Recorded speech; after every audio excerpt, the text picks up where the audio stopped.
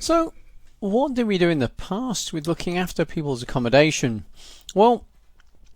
we had a format whereby we did use demolition and clearance for quite some time, and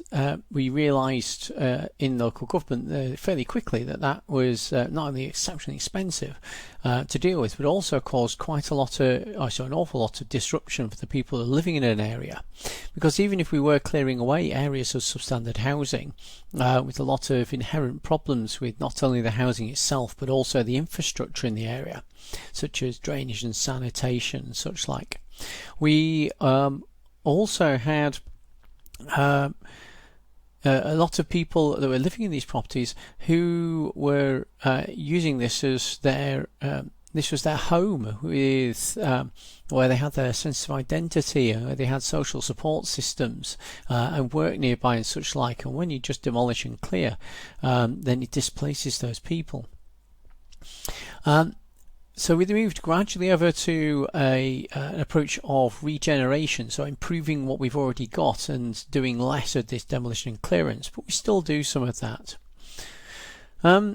And so if we were trying to get people to improve their properties, then the government provided what was an exceptionally generous package of grant funding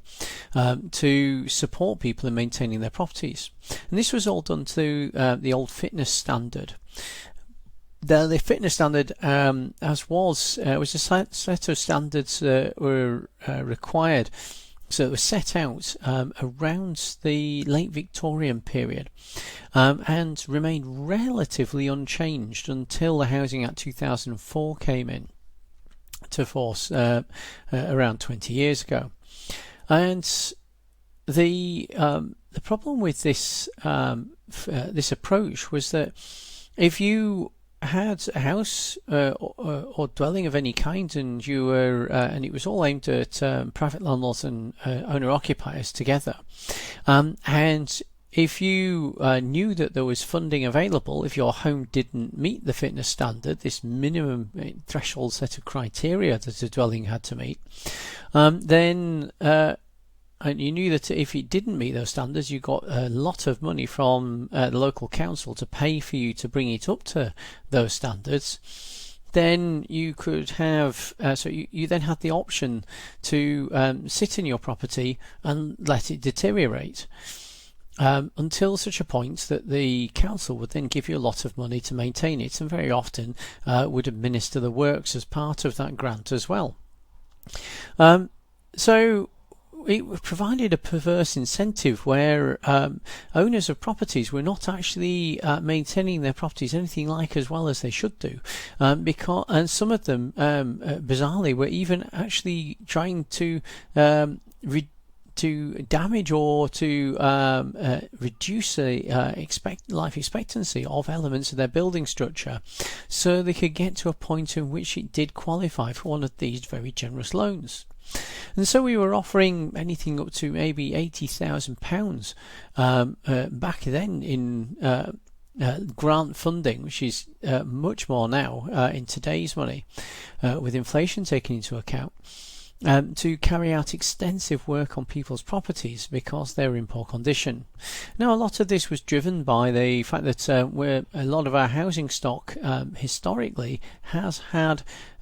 been constructed with things like outside toilets and no running water, and no adequate hot and cold running water, and no central heating systems. But over the decades, over the last century, we have gradually brought all the housing up to what is a relatively good condition. And so all of these legacy problems, you still see houses very occasionally, sometimes in remote rural locations, where they still have these very old conditions. And they're not that long ago that properties were like this. If you ask your Greek grandparents or grandparents if they can recall living without things like gas central heating, they'll be able to tell you about it. But the properties by and large are up to a reasonably good condition. So the there was no longer seen an emphasis on the state to remedy the condition of residential properties and bring them up to what were modern standards at the time. And it was actually in the period of Margaret Thatcher when they had a leader that was strong enough to be able to start to erode that generous system of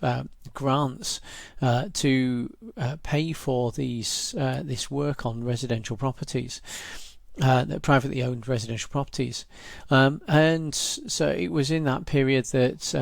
in the 80s when Thatcher was in power that we started to see the shift in emphasis from on the owner for the responsibility for maintenance moving from the state to the owner of the property, and a gradual de-escalation of the levels, or a gradual reduction in the levels of financial assistance provided by the state until we hit this general order that was passed in 2002, which was